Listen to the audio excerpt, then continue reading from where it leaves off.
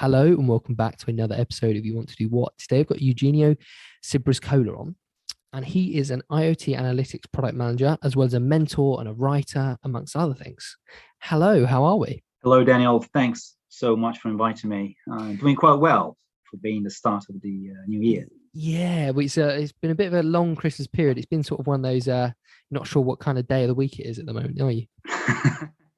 Absolutely. I think I'm getting around to knowing exactly what day of the week it is. But I'm getting there. I'm getting there. Getting there. So let's talk a little bit about what you do. Absolutely. So, as you rightly mentioned in your intro, I work as a product manager at Vodafone, and more specifically, I look after the development, but also and specifically the launch of the analytics product that we are working on within IoT. So that really is about identifying what the needs of the market is for that type of product, and also working with the rest of the teams within the company to really build it, but also ship it, not only technically, but also commercially. I was going to say, so what kind of angle do you work on? Are you more of the tech angle? Are you more of the business development angle? What kind of angle are you coming at it from? No, that's very good question, because I do realize that when we talk about product managers, there are, there are two types of roles, and they're all complementary. So in my role specifically, it is more around the business side. So I do need to know what the product is. I need to help steer the development of it and ultimately launch it. But also in where we are structured in the organization, there are the technical product manager that we call product owners, and they are responsible on a day-to-day to actually build the technical side of the product. So in our case, what we do is we work on creating insights and analytic services based on connectivity data, and therefore there is an aspect of it which is technical, namely what sort of insights and how do we best deliver those insights from a technical standpoint. But also there is a business standpoint, which is who do we sell it to, why, and also what features do we want to build first, and what feature do we want to build next. And also there's the whole aspect around the product strategy. So all of those things that are more related around the actual business angle is what is within my remit. You hinted at the business development, and ironically, I actually transitioned into this role of product manager, having worked as a business development manager for something very similar around data services. So in a way, what I'm bringing with me is more around the commercial angle into the role. I think it's really interesting because I don't think many people know about product manager roles. Actually, it's quite an interesting career path to go down. Like you said, there's a couple of different avenues you can approach it through: the tech avenue or the business development, or looking after clients kind of avenues. But not many people actually know what it is. So what's a sort of succinct way of explaining what a product manager actually does in general? That's a really good question. So in general, as a product manager, what you would try to do, and ultimately that would be your goal, is to help build a product or a service that is needed in the market, and that ultimately helps the organization to move forward from a strategic standpoint and from a commercial standpoint. Okay, interesting. So even more simplistically, you help the organization, or your organization, in case you're building your own business, to find a way to address a need in the market. Okay. And so in a way you have different angles, right? And the beauty, I would say, of a role like a product manager is that you really need to you really go from one area to the next. Not only sales, not only technical side of things, but legal, commercial, pricing, and so on. So it's a really 360-degree kind of role. This really interests me because I'm sort of one of those people that not gets bored, but I'm always sort of interested in different things, different areas of business. For example, business development interests me, marketing interests me, the technical side of product interests me. So for me, This is interesting because it's quite an entrepreneurial role within a business, isn't it? If that's a good way to describe it. Yeah, absolutely. Because I appreciate that, especially if you do it in large organizations, there are a lot of frameworks you're working within, but ultimately, if a product does well, as we've seen in the market, if a product does well, the whole organization benefits. And you're right. I believe a degree of being entrepreneurial definitely helps, or at least even if you're not being one before, if you think like an entrepreneur or you appreciate what an entrepreneurial mindset is, then that really, really helps in the role.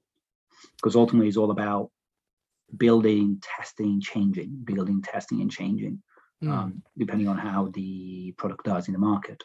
And along those lines of sort of questioning, what kind of skill sets do you think are really critical to being a really good product manager? Very good question. So I believe, so it would depend really on the specific product you're managing. I appreciate that some products will be very, very technical in nature, and therefore technical skills in my areas would be, say, an understanding and ideally a command of data science would be useful. But really, what I would say is, if I look at from a higher level perspective, I would say an ability to see things from a 360-degree view, not just one specific aspect, and an ability to engage, interact with people from different areas of the business or different areas of the market. I think those two would be very, very key, and also a degree of operational savviness. So I think what I've noticed is that there is an element of strategy, and definitely a strategic mindset is important, but ultimately probably strategy would be 10-15%, and the bulk of it is actually getting the product out. And so a bit of stamina and determination to get that, to ship that product out is quite important. And ultimately flexibility. You need to be flexible because sorry. Yes, no, sorry. You're saying exactly what I'm leading on to. We talk about skill sets, but personality trait wise, you're going to have to, not, I guess confrontation is the wrong word when you talk about product development, but you have to push teams on. You have to make sure people are doing things and delivering things on time.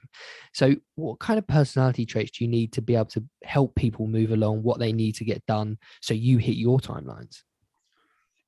That's a very good one as well. I the way I would see it is, you need to understand what the teams need from you. And that's always what I try to go and think like when I engage with the rest of the team, because ultimately I, as a product manager, will provide and feed into different streams. And the last thing you want to know, you want to see, is that a specific stream of activities is not progressing because perhaps you didn't ask whether the team need anything from you. So that I've seen is very useful. And also having regular meetings and alignments with the different people looking after different streams, whether being commercial, legal, privacy, technical, and so on, really, really helps. So you've got to be able to bring people together as well. You have to have a skill set of, calm, controlled sort of conversation, and not, get worried when things are going wrong. You've got to be calm and cool under a lot of pressure. No, absolutely. Because I think the things there is a high degree of chance that things will go wrong, or that things will, things will slip out of control at one point or another, or that something happens along the way, and then you have to revisit your plan, or whatever that be. Meaning whether it's deciding to launch in one market, or deciding to prioritize one feature or another, and so on and so forth. So things will change, and the ability to adapt to change and also staying calm I believe is quite important. And it's sometimes underestimated in terms of the skills are needed. Yeah, sure, technical is important, commercial is important, but the ability to also go with the flow and steer the flow as that happens is quite important as well. I think it's interesting. I mean, I've worked in a couple of large corporate companies, and definitely to get things done, or the people that always seem to get things done were the really calm, controlled sort of, they went to the right people, made sure they had what they needed to get their project over the line. And they weren't necessarily the most technical people or the most, analytical, whatever it be. They just had this really calm sort of presence, and they got you what you needed to deliver for them. So it's really interesting to hear you say that's a very similar kind of thing within product to product management. And absolutely, and it's something I have to learn myself, because clearly I tend to be passionate about things, and that's definitely one of those traits, as you mentioned before, that I have to work on myself, because ultimately people are looking up to you to provide guidance on what needs to happen and when and how, and therefore if you sort of overreact at every single turn or at whatever happens, then your life will be quite miserable over time. So we've also talked about there's different types of product managers with slightly different roles, but from your point of view, what you do, what's an average day like for your sort of product management? It's quite diverse. I would say my average week, rather than a day, it's it can be spent looking at the commercials of the product, providing input into the legal frameworks that we're going to use, or I might vary my week by speaking to my teams in the technical side, who might need my input around what features to develop, what features not to develop now or this quarter, next quarter. And then it goes around into the strategy bit. So whether what we're doing pushes us actually closer to what our strategy was or not. And then other areas that I look after during the week also involves speaking to sales, because ultimately what you need is, yes, you need a product that works, but also you need to look after and build that pipeline of customers. So there's a good percentage of my time on a weekly basis that I spend it on liaising with our sales force, namely our account managers or sales specialists that we have across the footprint of the company. It sounds like a really interesting role. You get to dip your fingers in so many different areas of the business. Yes. You must get a really good understanding of the business as a whole. And not many people in sort of larger companies will get the level of understanding that you seem to get, or the access that you would get. Yeah, absolutely. It's like I said in the beginning, it's a 360 degrees sort of role. You need to start asking yourself those questions, those commercial questions, legal questions, and technical questions when you build, ship, but also further iterate and develop the product. So it does give you a comprehensive view, because ultimately, if you really boil it down, any business, whatever it might be, it's either selling a product, a service, or a combination of both. So I believe having a sales perspective, it is important, and that's how I started sort of my journey before moving to product management. So I spent a number of years in the sales function. That is really important. But that's just one side of the coin, right? Just one side of the story. And roles like we are discussing now, product management, you get to see what exactly is needed to build a product, to launch a product. Is it besides the technical bit? Do we need a contract? Do we need a service design? Do we need a commercials? How do we handle queries when we receive them from customers? What are the financials? Are we going to break even? Are we not? How? What about the promotion? So you get to ask yourself a lot of questions that perhaps you don't get to ask for whatever reasons in different roles. So it does give you that view, I believe. And what's the biggest positive that you get, for yourself? What's the biggest thing you go, oh, do you know what? I really love this about my job. What's the biggest positive for you? We just touched on it. I mean, I absolutely love the fact that I get to really speak with pretty much all the people that build product and services or help deliver product and services. I like the fact that one day I'm reviewing a legal contracts and or actually, to be more specific, one day I'm reviewing my input into a legal contract for our legal team to view. Another day I'm talking commercials for one country, or we're looking at how to position the product to our customers. And another day I'm going straight into the technicality of the product. So what algorithms do we have? What sort of insights do we want to provide to our customers? Why? And then the next day I'm thinking, okay, what we're doing now is step one or phase one. What do we want to do in phase two and why? And how do we get there? How do we start positioning so that we get to phase two, namely the next evolution of the product? So the fact that I'm basically moving from one topic to the other, for me, that's quite exciting. Yeah, this sounds great. Yeah, definitely. Yeah. And on the flip side of that, what would be something that's maybe sort of less favorable about the job? I guess there is a sheer amount of open questions that you need to provide answer to is sometimes sometimes something I didn't think it would be that way. It's just that there are so many open questions. Every day there's a question, and you need to learn or practice the art of understanding whether a question is something operational, something strategic, or something that has to be dealt with now or can be dealt with later, so that you can also help prioritizing. So there's a lot of, like I said in the beginning, there's a lot of operational tasks besides the strategic bit of the role that are not very often talked about when I was considering a move into product management. Okay. And I think this is something that it's like I said in the beginning, it's something that it's part of the role. I enjoy it because it also touches on the 360 view that I mentioned earlier, but clearly that's maybe less glamorous, I would say, but it's still part of the role, and also what makes it exciting.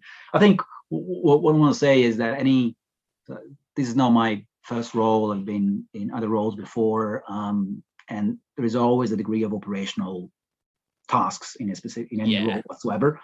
I guess it's whether you like that bit of the role or not, and that will make you stay or not, and that will make you choose that role or not. And I think from a product management point of view, the operations is equally important as spending time on strategy, because ultimately you need to deliver on that strategy. Yeah, so true.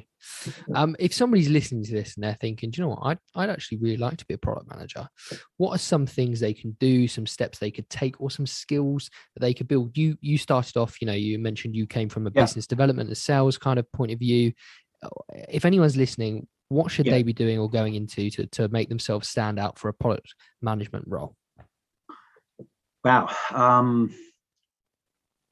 I would say it really depends on the person and what their journey is.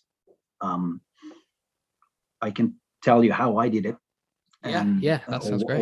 Or the sort of things that help me appreciate a move into this role. So perfect. You mentioned business development sales. I think that's an important exposure that I would say anyone should have at some point in their career, because there you really get to understand or ask those questions that ultimately help build or deliver a product. Namely, what exactly is the problem of a customer, and why, and is it a problem, right? Because ultimately, that's one aspect, if not a key aspect of sales. Mm-hmm. And that is also reflected in the role of product manager, because sales needs to understand the pain point to sell a product, but product manager needs to understand whether the product is fit for purpose, needs to change it, or a new one needs to be born. But then in my career, I had spent some time as well in analytical roles, or I would say financial roles. Mm-hmm. And that's, in my view, also important, because one key responsibility of the product manager is to look at a P&L, right? Looking at how much am I investing, and how exactly are we going to do to make the product fly, so that it yields a positive return on investments. And having spent time in financial roles, both in the financial industry but also in corporates, really helped me sort of grasp those concepts. Last but not least, one thing I did, I still do in my spare time, is I acted as a mentor in a startup.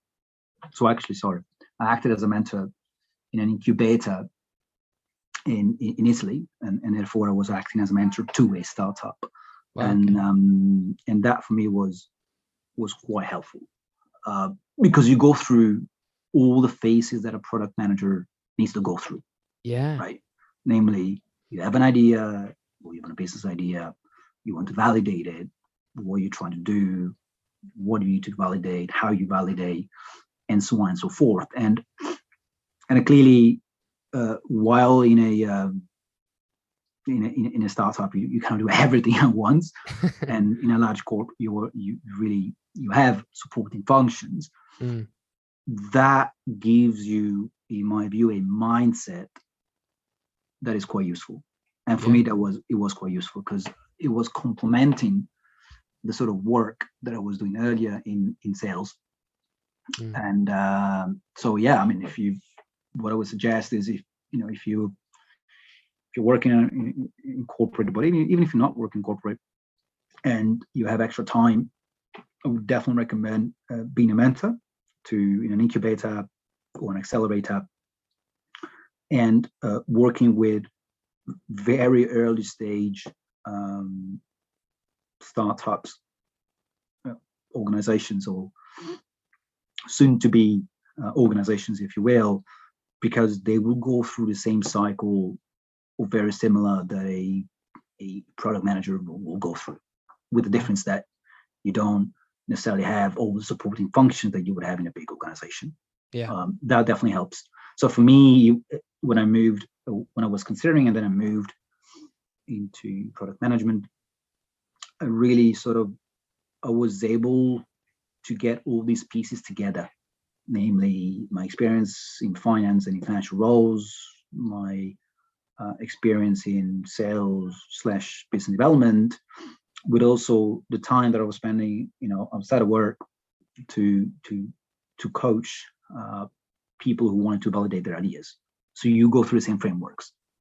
Wow. Okay. No, I mean, that makes sense. And I think we always get told that not that this is, or we get told it's a bad thing to be a jack of all trades, is sometimes, thrown about as a bad thing to be.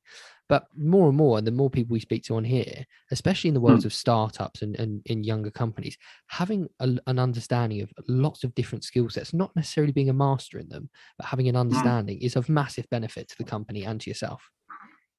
No, that's really, for me, that's a fascinating topic, and something I've been debating for years. I think the way I see it is, being a specialist is important, and the market globally and in general it is structured to reward specialists, people who are really, really good at one specific thing.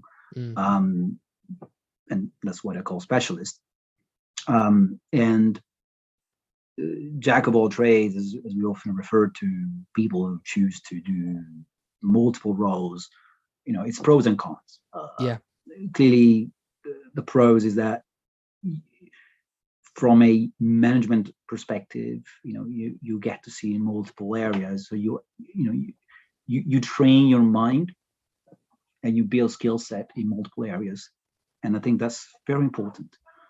The downside is clearly you might not necessarily be the one person they call you if they want to, say, restructure a whole department, and they're looking for someone who got that sort of experience. However, we also need to sort of differentiate between hardcore specialist and someone who spent a good amount of time doing something, then changes, right? So let's say you spend 5 years doing something, and you reach the peak of your personal growth, professional growth, and then you spend another 5 years doing something else. You get really, really good.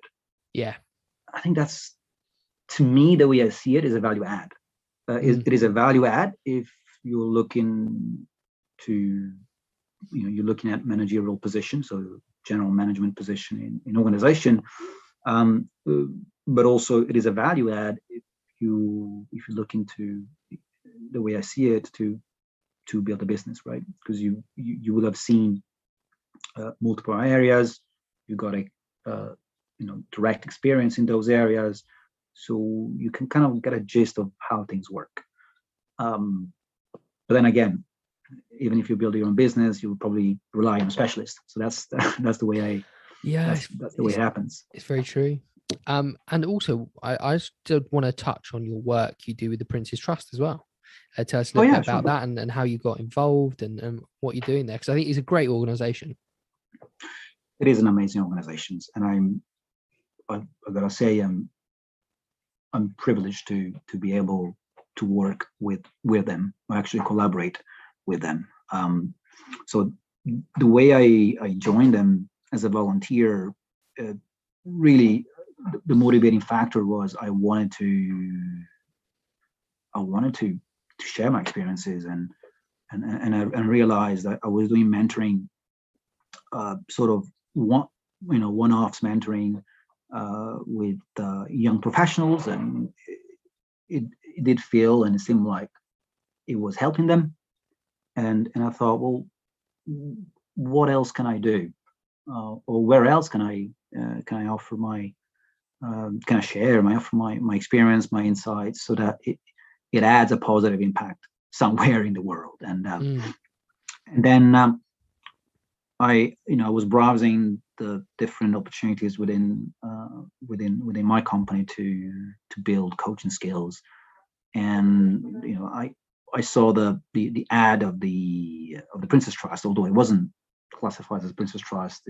I think it was something around help young adults achieve their dreams, coaching programs, and I applied, and then I later learned that it was the Prince's Trust, and I didn't think twice.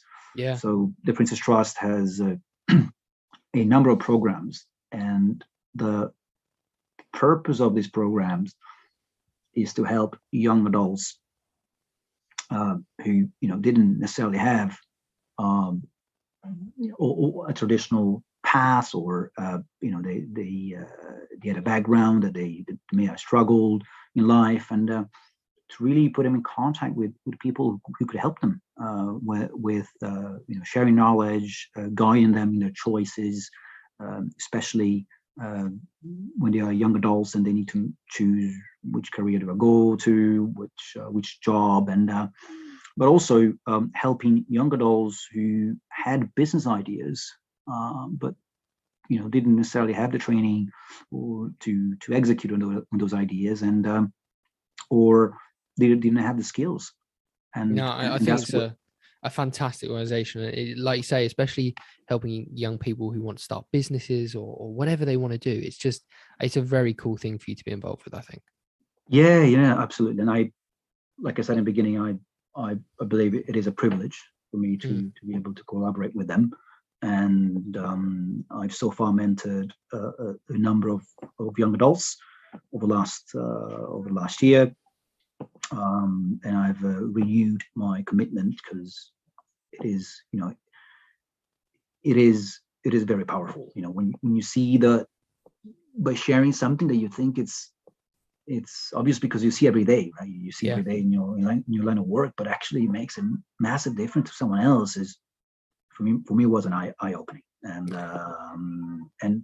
I see how all the teams at the Princess Trust, they work tirelessly during the pandemic as well to help keep the momentum with the programs, to make sure that all the young adults had all the support that they needed, not only from a mentoring point of view, but also from an educational point of view, because they very often organize training sessions on different areas, right? From marketing to CEO to finance, accounting, and so on. Wow. And so for me being part of that, even in a tiny bit, has been a massive highlight. And I keep doing it because I enjoy it. So I have literally no doubt that anyone interested in helping the trust will have an amazing experience, and I highly recommend it. Fantastic. I promise they didn't tell me to say that. And just going back to your career as a products manager, just to round off, would you still go into the industry knowing everything you know now about the role? Absolutely. Yeah, it sounds like a role that you really love and enjoy. Yeah, I do. Absolutely. I would still make the choice, knowing what I do know now. Brilliant. Well, thank you so much for your time this evening. It's been great to chat and find out about your career. I think it sounds like a great career, especially if you're, entrepreneurial, maybe inclined, or you love variety, or you like to get involved in all the different areas of a business. It sounds great. And thank you for your time. Thank you very much for inviting me, Daniel. And I hope it was of interest and helpful to your audience. I'm sure it was. And where can people find you and what you're up to, and maybe get in touch if they need to? Oh yeah, sure. I mean, I'm quite active on LinkedIn, so if you can share my name and last name, I'm happy to connect with people there. Fantastic. And that's my main social media, if you will. Amazing. Thank you so much for your time. Thank you very much.